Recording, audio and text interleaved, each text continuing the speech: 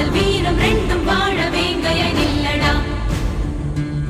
மிதிபடும் நிலமென பொறுப்பது காதல், எரிமலை நெருப்பென வெடிப்பதும் காதல். பகைவனை எரித்திட ஒரு முறை வெடிப்பாயே.